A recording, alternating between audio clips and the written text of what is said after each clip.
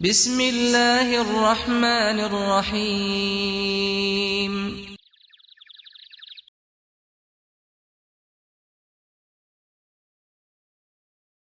بسم اللہ الرحمن الرحیم۔ ناظرین سلام علیکم، میں احمد حیدر رضوی حاضر ہوں آپ کے درمیان ایک نیا عنوان لے کر شب قدر، اور ہمارے درمیان موجود ہیں مولانا سید پیام حیدر رضوی صاحب۔ قبلہ السلام علیکم۔ قبلہ شب قدر کی فضیلت اور اہمیت بیان کر دیجئے۔ بسم اللہ الرحمن الرحیم وبہ نستعین۔ یقیناً شب قدر کی بڑی فضیلت اور اہمیت ہے، کیونکہ یہ شب ایسی شب ہے جس میں ہم اپنی حاجت کو اور اپنی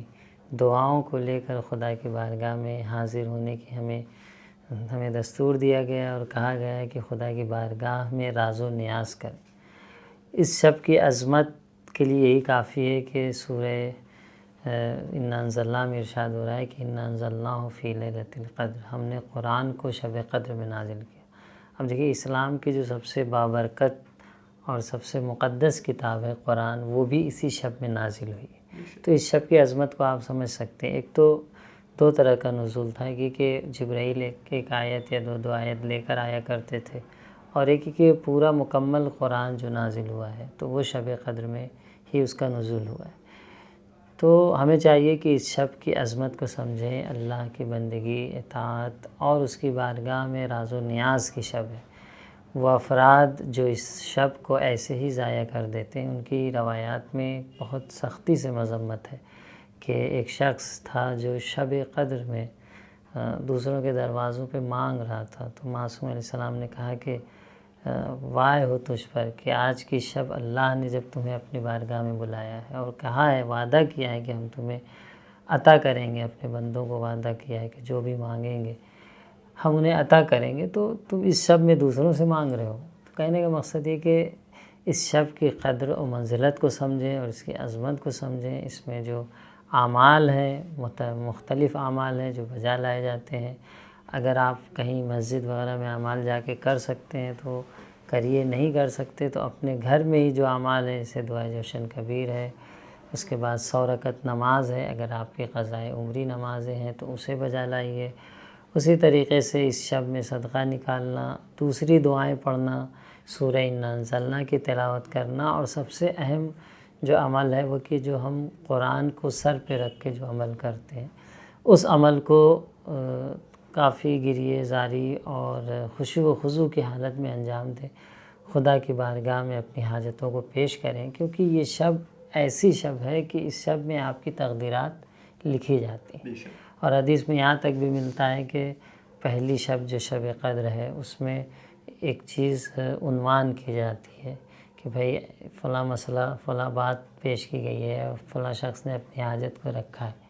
پھر دوسری جو شب آتی ہے، اس میں اس پہ تحلیل و بررسی جسے کہا جائے، اس پہ تجزیہ ہوتا ہے کہ اس میں اس کے روایات میں الگ الگ نام بھی ہیں۔ اور پھر آخری جو شب آتی ہے، شب 23، اس میں آپ کی تقدیرات جسے کہیں کہ فائنل ڈیسیزن لے کر لکھ دیا جاتا ہے کہ بھائی آپ کو اگلے سال کیا ملنے والا ہے، کیا نہیں ملنے والا ہے، کتنی روزی ملنے والی ہے، کتنی زندگی میں برکت ملنے والی ہے، کتنی زندگی میں کامیابی ملنے والی ہے، کیا چیزیں آپ کو حاصل ہوں گی، کیا حاصل نہیں ہوں گی، کیا مشکلات آپ کے لیے پیش آنے والی ہیں۔ تو یقیناً اگر ہم اس شب میں خدا کی طرف، اہل بیت کی طرف متوجہ رہیں، گریہ و زاری و توسل اور خشوع و خضوع میں ہوں، تو یقیناً خدا ہمارے لیے ان تقدیرات کو لکھے گا جو بہترین ہمارے لیے ثابت ہو۔ آغا، پہلی شب قدر کے ساتھ ساتھ آج شب ضرورت مولا کائنات علیہ السلام بھی ہے، تو اس سلسلے میں بھی تھوڑا بیان کر دے، کیونکہ ان کو ضرورت کیوں ماری گئی، کیوں لگائی گئی؟ جی دیکھیے، بے شک شب ضرورت مولا کائنات ہے، یعنی شب قدر ہونے کے ساتھ ساتھ غم کی بھی شب ہے۔ ہم شیعان حیدر کرار کے لیے ایک مصیبت کی بھی شب ہے کہ ہمارے جو پیشوا ہیں، ہمارے امام جو ہیں، ہمارے لیڈر ہیں، اسی شب میں آپ کو ضربت لگی ہے اور اس کے بعد آپ کی شہادت ہوئی ہے۔ اچھا، اب دیکھیے کہ مولا علی کے اعجاز میں ایک یہ بھی ہے کہ آپ کی ولادت بھی اللہ کے گھر میں، اور پھر شہادت میں بھی جب ضربت لگی تو آپ مسجد میں تھے، نماز کی حالت میں تھے، یعنی اس سے بڑھ کر مولا علی کی حقانیت کے لیے دنیا کو کیا ثبوت چاہیے کہ وہ شخص جس کی ولادت اللہ کے گھر میں ہو رہی ہے اور وہ ذات جب دنیا سے جا رہا ہے، دشمن اسے مار رہا ہے، تو کب مار رہا ہے؟ جب وہ نماز کی حالت میں، عبادت کی حالت میں، وہ بھی ماہ رمضان کی عبادت۔ اور آپ کی جب ضربت لگائی گئی ہے تو اس کے پس منظر میں بھی پوری ایک پروگرام بنایا گیا ہے۔ 3 لوگوں نے یہ عہد کیا تھا کہ ہم جو ہے جا کے ایک ہی وقت میں قتل کریں گے۔ اس میں سے ایک مولا کائنات تھے، اور 2 لوگوں کا اور پروگرام کیا گیا تھا کہ ان کو بھی مارا جائے گا، لیکن ظاہراً مارنے میں کامیاب نہیں ہوئے۔ بہر صورت یہ ایک تاریخی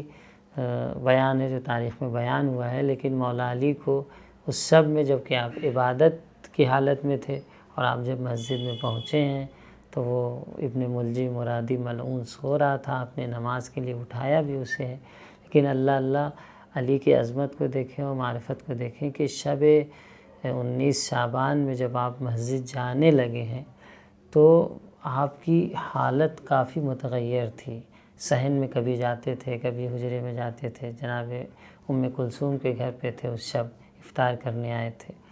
پوچھا بابا آپ کیوں پریشان ہیں؟ کہا مجھے اس ذات سے ملاقات کرنی ہے، آج میرا وہ دن آ گیا ہے جو رسول گرامی اسلام نے مجھے کہا تھا۔ اور پھر وہ واقعات بھی تاریخ میں ہے کہ آپ جب جانے لگے تو مرغابیوں نے آپ کے ابا پکڑ لی اور چونچوں سے، اور آپ کو جانے نہیں دے رہے تھے۔ پھر آپ کا جو ہے ابا جو زنجیر تھی دروازے کی اس میں پھنس گئی۔ کہنے کا مقصد یہ کہ جو ایک معصوم کی موت ہوتی ہے وہ کوئی آسان موت یا آسان شہادت نہیں ہوتی، اس میں بہت سے اسباب ایسے سامنے ظاہر ہوتے ہیں جس سے ان کا اعجاز، ان کی حقانیت، ان کا مرتبہ و مقام سمجھ میں آتا ہے۔ تو مولا کائنات کے ساتھ بھی ایسے ہی کچھ ہوا، اور آپ جو ہے اس شب میں جب سحر کے وقت مسجد میں پہنچے ہیں اور ملعون سو رہا تھا، اسے اٹھایا بھی کہ اٹھو نماز پڑھو، اور وہ تلوار جو کہ زہر میں بجھائی گئی تھی اور وہ تلوار لے کے آیا تھا۔ اور آپ جب نماز پڑھانا شروع کرتے ہیں تو نافلے کی نماز میں تھے،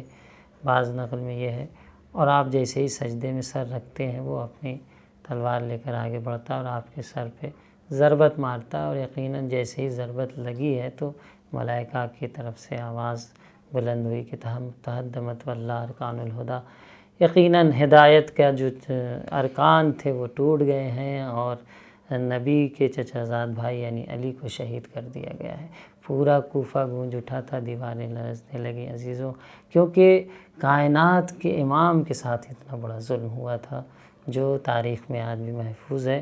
اور جب یہ خبر پہنچی ہے، آپ سوچئے کہ جب آپ کے گھر یہ خبر پہنچی ہوگی تو کیا حالت ہوئی ہوگی جناب امام حسن امام حسین کی، اور کیا حالت ہوئی ہوگی جناب زینب ام کلثوم کی۔ وَسَيَعْلَمُ الَّذِينَ ظَلَمُوا أَيَّ مُنقَلِبٍ يَنقَلِبُونَ۔